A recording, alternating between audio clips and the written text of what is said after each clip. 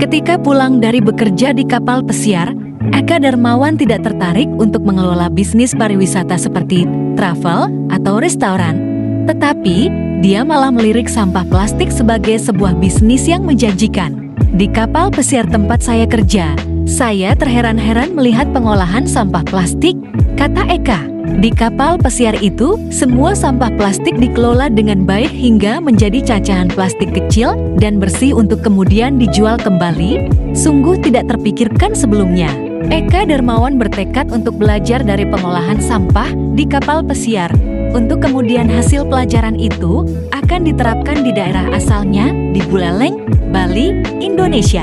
Tekadnya makin subur, apalagi mengingat Buleleng dan daerah lain di sekitarnya masih punya banyak kendala di bidang pengelolaan sampah plastik yang jumlahnya terus meningkat setiap hari.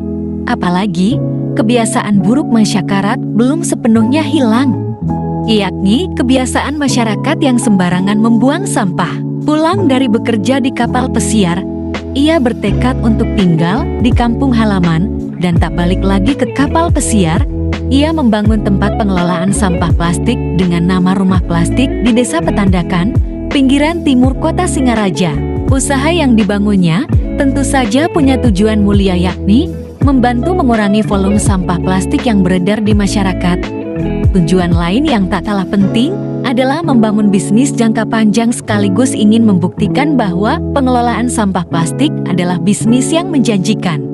Eka tidak begitu saja langsung membangun bentuk fisik usahanya, namun ia mengawalinya dengan membangun jaringan bisnis, mempelajari standar kualitas hingga pemasaran cacahan plastik. Pada tahun-tahun 2016, ayah dua anak ini mulai membuat rangkaian mesin pencacah rancangannya sendiri dengan memanfaatkan pengusaha las sekitar tempat tinggalnya. Proses pengolahan sampah plastiknya tentu saja tidak akan berjalan dengan baik tanpa melibatkan peran masyarakat yang selama ini menjadi sumber keberadaan sampah plastik. Yang menarik, ia tidak mau menerima kiriman sampah perorangan. Ini dilakukan untuk menghindari terjadinya persaingan harga yang dapat menjatuhkan nilai jual sampah plastik di Buleleng dan secara umum di Bali. Mereka yang ingin menjual sampah plastik wajib membentuk kelompok bank sampah terlebih dahulu. Jika belum terbentuk, Eka siap memberikan edukasi kepada masyarakat yang punya keinginan membentuk kelompok bank sampah. Ini penting untuk menjaga nilai jual sampah di pasaran Buleleng dan Bali. Kenapa begitu? Karena kami menerima sampah itu dengan harga yang lebih tinggi dari kebanyakan. Sebagai bentuk kepedulian terhadap masyarakat, Eka memberikan kesempatan bebas kepada warga desa Petandakan secara perorangan untuk menjual sampah plastiknya. Tidak hanya itu, ia juga mengajak masyarakat untuk bergabung dalam usahanya. Mulai dari memilah jenis dan warna sampah hingga sampai pada proses pencacahan dan pengemasan cacahan sampah plastik. Hingga kini sudah banyak masyarakat sekitar ikut membantu usahanya, baik itu remaja maupun lansia.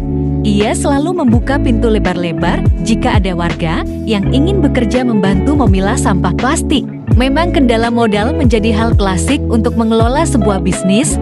Namun dengan tertatih-tatih, kini pria inspiratif ini telah mampu meningkatkan kapasitas mesinnya jauh lebih besar hingga mencapai 500 kg per jam dan mengatasi 30 kelompok bank sampah di Buleleng beserta kelompok bank sampah lainnya di Bali. Memang, jika ingin produksi lebih, maka kapasitas mesin yang ditingkatkan dan itu butuh modal lumayan sekitar 3,5 miliar rupiah. Kalau keterlibatan pemerintah saya, rasa masih belum menyentuh ke sana permodalan, katanya. Kini, Eka Darmawan memilih tempatnya bekerja berada di rumah asalnya, yakni Kelurahan Banyuning, Kecamatan Buleleng. Di tempat ini, berbagai desain sudah diproduksi. Sementara, tempat awal di Desa Petandakan digunakan untuk tempat pemilihan dan pencacahan saja.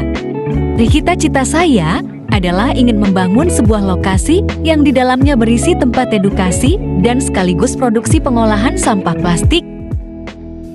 Kalau trik yang utama itu adalah merubah mindset tentang sampah plastik tersebut. Hilangkan kata sampah. Kita mainkan, ganti kata sampah itu dengan material plastik. Karena kalau sudah material, itu pengembangannya itu tidak terbatas. Tapi kalau udah bahasanya sampah, dia pasti seakan-akan dia itu merepotkan, padahal tidak gitu.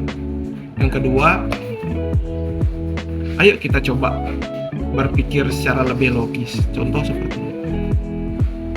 Coba bisa kita ibaratkan sampah plastik itu seperti hasil panen umpamanya.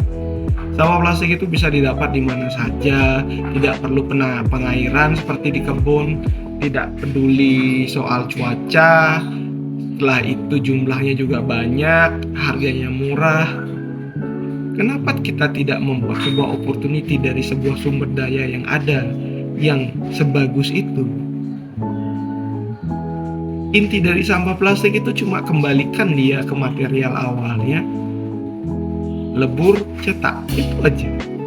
Dan kita bisa membuat apa saja yang bisa kita lakukan, yang bisa kita mau juga.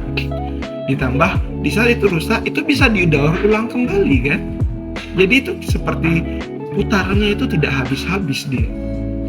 Saya ingin mengajak teman-teman terutama di Bali itu untuk berpikir tentang sampah plastik itu masuknya dari segi itu ya. Jangan ngelihatnya sebagai sampah.